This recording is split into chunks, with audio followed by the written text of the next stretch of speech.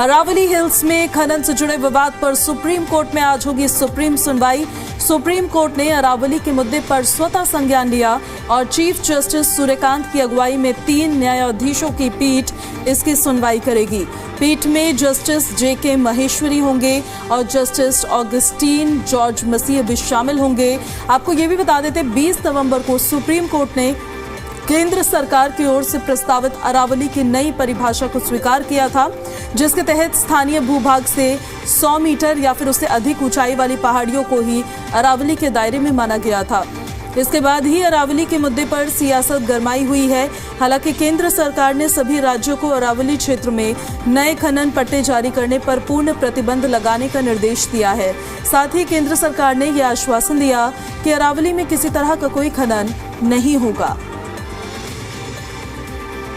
तो आज देखिए सुनवाई होनी है और सुनवाई के दौरान क्या कुछ तमाम दलीलें दी जाती है अरावली के पक्ष में स्पेशली, उस पर हमारी नज़र लगातार बनी रहेगी। हमारे सहयोगी भी हमें लगातार अपडेट्स पहुंचा रहे हैं, आप तक वो जानकारियां हम पहुंचा रहे हैं।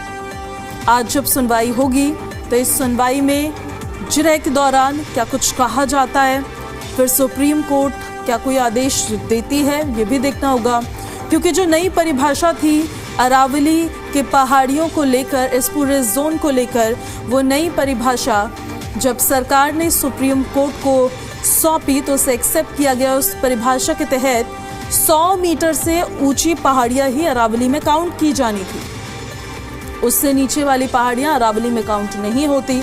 तो उसको लेकर पर्यावरणविदों का कंसर्न ये था, उनकी चिंता ये थी कि अगर उसको अरावली में काउंट नहीं किया जाएगा तो वो मतलब संरक्षित नहीं रहेंगे और वहाँ पर होगा विकास के नाम पर खनन का काम, माइनिंग होगी वहाँ पर।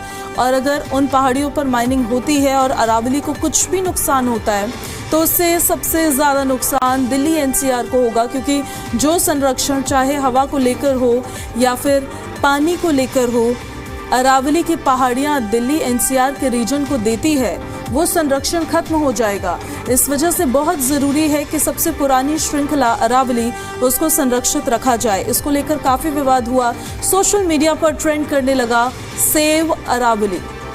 उसके बाद ये फैसला लिया गया, निर्देश दिए गए तमाम राज्य सरकारों को केंद्र की तरफ से कि कोई भी खनन का काम नहीं होगा वहाँ पर, उस प्रोसेस में कोई भी तेज़ी नहीं लाई जाएगी, अभी जैसा है वैसा रहेगा।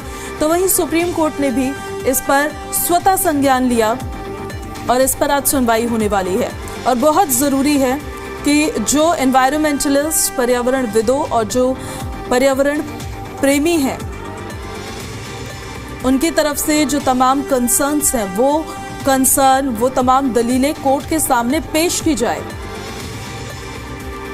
तो अरावली में होगी आज सुप्रीम सुनवाई और सुप्रीम कोर्ट इस पर आज सुनवाई करने जा रहा है।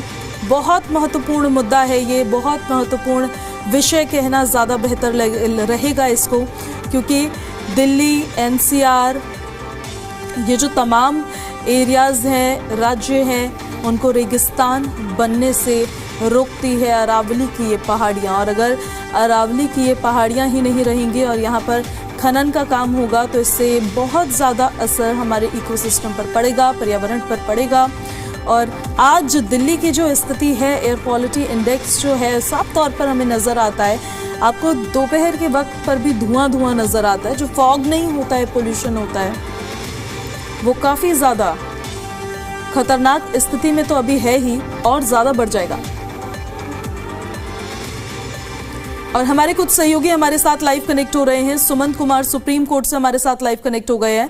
देवेंद्र भारद्वाज गुरुग्राम से हमारे साथ लाइव कनेक्ट हो गए हैं। आशीष चौहान जयपुर से हमारे साथ लाइव कनेक्ट हो गए हैं। और शुरुआत सुमंत आप ही के साथ करते हुए, कब तक सुनवाई शुरू हो जाएगी सुप्रीम कोर्ट के अंदर और आज क्या एक्सपेक्ट किया जा सकता है, किस तरह की दलीलें जिरह के दौरान कौन पेश करने वाला है? देखिए, मैं आपको बता दूं कि निश्चित रूप से अरावली की नई परिभाषा को लेकर जिस तरह से देश में बहस छिड़ गई, जिस तरह से इस फैसले का विरोध हुआ, इस विरोध को देखते हुए सुप्रीम कोर्ट ने इस मामले में स्वतः संज्ञान लिया है और सीजेआई सूर्यकांत की अध्यक्षता वाली जो पीठ है वो आज इस मामले पर सुनवाई कर रही है। और माना यही जा रहा है कि जिस तरीके से पूरे देश में अरावली को लेकर खासतौर से हरियाणा, राजस्थान और तमाम जगहों पर जो अरावली की ऊंचाई को लेकर जो नई परिभाषा गढ़ी गई है या स्वीकार किया गया केंद्र सरकार की सिफारिश, अब कहीं ना कहीं सुप्रीम कोर्ट उस पर पुनर्विचार कर सकती है। अब से थोड़ी देर बाद सुप्रीम कोर्ट में अरावली मामले को लेकर भी सुनवाई है और अब ये देखना दिलचस्प होगा कि क्या जो पिछली जो आदेश थे उसमें कोर्ट क्या संशोधन करता है या क्या कोई नया आदेश देता है, क्योंकि जिस तरह से जो ऊंचाई को लेकर जो नई जो परिभाषा दी गई 100 मीटर की हाइट को लेकर, उसके बाद जिस तरह से पर्यावरणविदों ने साफ तौर से ये कहा कि अब चूंकि 90% से ज्यादा अरावली का जो रेंज है वो इस पर नई परिभाषा के बाद अरावली की जो श्रेणी है उससे बाहर आ जाएगा, खनन को बढ़ावा मिलेगा। इसका चौतरफा विरोध हो रहा है। ये मामला अब पॉलिटिसाइज भी हो चुका है, यानी इसका सियासी मुद्दा भी बन चुका है। तमाम पॉलिटिकल पार्टियां भी इसका विरोध कर रही हैं। इन सब के बीच आज सबकी निगाहें सुप्रीम कोर्ट पे टिकी है कि आज जब सुप्रीम कोर्ट की जो सीजेआई की अध्यक्षता में पीठ बैठती है तो इस मामले में क्या कुछ फैसला लेती है। जी ठीक है सुमन, लौटेंगे आपके पास। देवेंद्र भी कनेक्टेड हैं गुरुग्राम से हमारे साथ। देवेंद्र, इसको लेकर बात तो लगातार की ही जा रही है, कंसर्न जो पर्यावरणविदों, एनवायरमेंटलिस्ट की तरफ से सामने शो किए जा रहे हैं कि अगर वहां माइनिंग होती है, खनन होता है तो उससे कितना नुकसान होगा।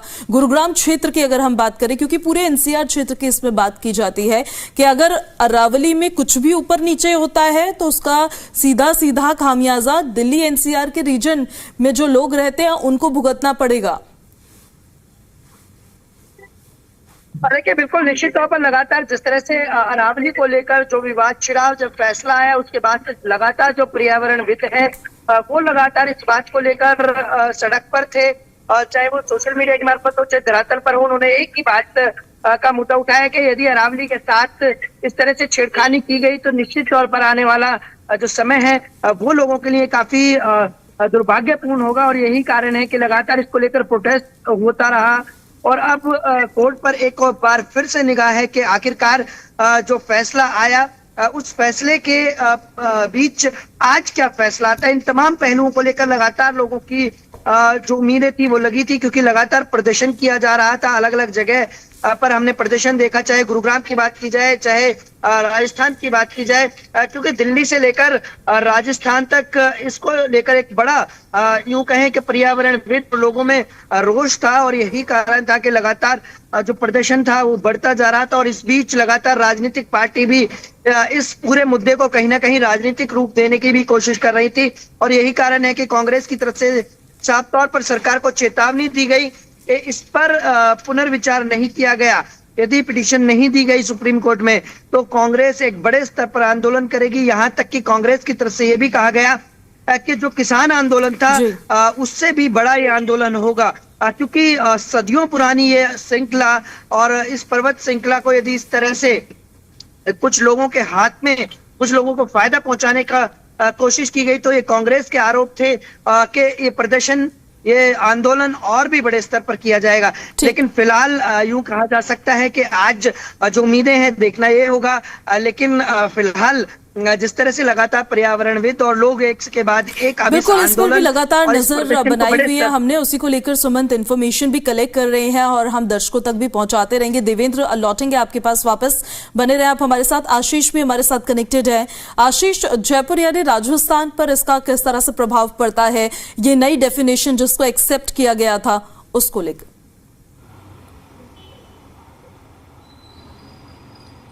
देखिए, राजस्थान से लेकर दिल्ली तक अरावली पर जमकर सियासी रंग चढ़ रहा है और जिस तरह से सबसे ज़्यादा जो राजस्थान में इसका असर देखने को मिल रहा है, सबसे ज़्यादा जो सियासी रंग है वो राजस्थान में इसीलिए चढ़ा हुआ है क्योंकि 90% हिस्सा अरावली का राजस्थान में है। अलवर से लेकर बांसवाड़ा तक तकरीबन 14 ज़िले इस अरावली में शामिल हैं और इस पर सियासी रंग ऐसे चढ़ा कि भूपेंद्र यादव और अशोक गहलोत लगातार आमने सामने हैं। भूपेंद्र यादव ने अशोक गहलोत पर तीखा प्रहार किया था और उन्होंने ये कहा था कि सबसे ज़्यादा जो माइनिंग है वो पूर्व मुख्यमंत्री अशोक गहलोत के कार्यकाल में राजस्थान में हुई, जबकि अशोक गहलोत ने ये कहा है कि जिस तरीके से जो कमेटी बनाई गई थी केंद्र सरकार में, उस कमेटी की जगह नई कमेटी बनाई गई और उस कमेटी ने सुप्रीम कोर्ट को ये रिपोर्ट दी। यानी कि सीधे तौर पर वार पलटवार का दौर जारी है। लेकिन इन सबके बीच में भूगर्भ शास्त्र और जो पर्यावरणविद है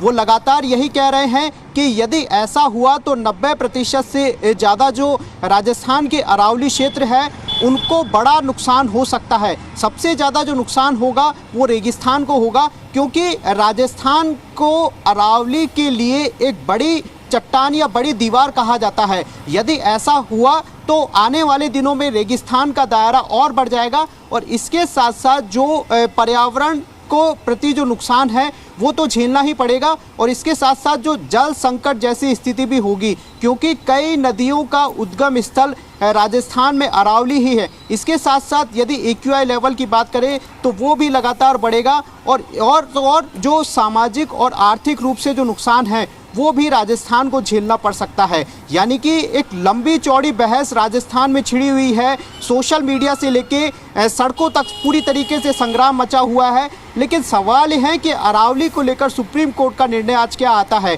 देखिए, हालांकि केंद्र सरकार ने स्पष्ट कर चुकी है, लेकिन सबसे बड़ी बात यह है कि पॉलिटिकल जो पार्टी है वो लगातार विरोध कर रही है। कांग्रेस की बात की जाए तो राजस्थान में जमकर लगातार विरोध है वो देखने को मिल रहा है। सड़कों पर आंदोलन हो रहा है और जो सामाजिक रूप से जो पर्यावरणविद है वो भी लगातार सड़कों पर उतर रहे हैं। अरावली पर जाकर एक तरीके से मैसेज देने की लगातार कोशिश हो रही है, क्योंकि खान का जो अवैध रूप से जो कह सकते हैं हम कि खान अवैध रूप से जो सीधे तौर पर देखा जा रहा है उसका भी असर देखने को मिल रहा है। क्योंकि यदि कई शहरों की बात की जाए या कई जिलों की बात की जाए तो वहाँ पर अवैध रूप से खान देखने को मिल रही है, लेकिन सीधे तौर पर जो खनन हो रहा है उसका असर तो देखा ही जा रहा है। लेकिन अभी नई बहस अरावली पर छिड़ी है, क्योंकि सोशल मीडिया पर लगातार ट्रेंड कर रहा है और इसके साथ साथ पॉलिटिकल पार्टी ने भी और अब आज सुप्रीम कोर्ट में जो जब सुनवाई होगी आशीष, तो इस पर सभी की नजर बनी रहेगी कि आखिर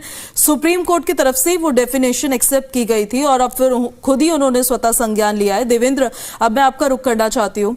पहले सरकार ने एक सिफारिश की, नई परिभाषा की, उसे एक्सेप्ट कर लिया जाता है और उसके बाद फिर जब विरोध होने लग जाए बहुत ज्यादा तो उसके बाद फिर दोबारा से संज्ञान ले लिया जाता है, फिर दोबारा से उसको रिव्यू करने की कोशिश की जाती है। ये समझ नहीं आया हमें कुछ कि ये हुआ क्या। पर्यावरण को लेकर थोड़ी गंभीरता तो रखनी जरूरी होगी।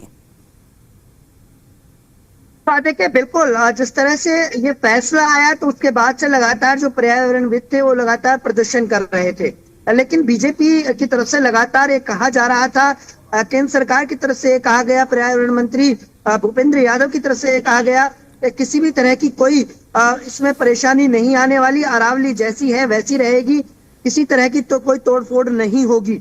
लेकिन यदि दिल्ली से लेकर राजस्थान की लगभग जो अरावली का क्षेत्र है वहां देखा जाए तो 100 मीटर से कम बहुत सारी जो पहाड़ी है वो है, यानी कि अरावली की कुछ ऐसी श्रृंखला जो 100 मीटर से कम है, उन्हें यदि इस परिभाषा के अनुरूप अरावली के पहाड़ नहीं माना जाएगा तो निश्चित तौर पर वहां अवैध खनन और कब्जा और इसके अलावा जो कंस्ट्रक्शंस हैं वो बढ़ेगी। ये लगातार जो पर्यावरणविद थे वो कह रहे थे, एक्सपर्ट कह रहे थे, और सीधे तौर पर जब तक पर्यावरणविद और तमाम जो लोग थे वो प्रदर्शन कर रहे थे, सोशल मीडिया के मार्फत एक ट्रेंड चला रहे थे, लेकिन बीजेपी की तरफ से अपनी प्रतिक्रिया रखी गई, रखा गया। लेकिन जब राजनीतिक तौर पर ये पूरा मुद्दा रंग लेने लगा तो कहीं ना कहीं सरकार के ऊपर एक दबाव बना कि जो ये पूरा मामला है अब ये राजनीतिक मुद्दा बनता जा रहा है। लेकिन इसी के चलते अब यूं कहें कि पुनर्विचार के लिए ये फैसला निश्चित तौर पर एक अहम हो सकता है। लेकिन सरकार की तरफ से जो कोर्ट को तथ्य दिए गए थे उनके अंदर तमाम ऐसे पहलू रखे गए थे जो कि पर्यावरण मंत्री भूपेंद्र यादव ने बताया कि जो लगातार अवैध माइनिंग हो रही थी उस पर नकेल कसने के लिए, उसे बंद रखने के लिए, उसे बंद कराने के लिए ये पूरा फैसला लिया गया, इन तथ्यों को रखा गया कोर्ट के सामने। और अरावली जैसी है, अरावली वैसी ही रहेगी। लेकिन दूसरी तरफ लोगों का ये भी कहना है, पर्यावरणविद का ये कहना है कि जिस तरह से लगातार जो प्रदर्शन है वो आगे भी बढ़ेंगे, जिसको फैसले को वापस नहीं लिया, क्योंकि अरावली बिल्कुल ये नाराजगी थी जो केवल सियासी रूप नहीं ले रही थी, पर तमाम एनवायरमेंटलिस्ट के कंसर्न्स को भी उजागर कर रही थी, जिस वजह से प्रेशर पड़ा है इस पर। सही कह रहे हैं आप देवेंद्र। आपका, आशीष आपका बहुत शुक्रिया, अपडेट्स लेते रहेंगे आपसे लगातार। फिलहाल बहुत शुक्रिया आपका इन सारी जानकारियों को लेकर।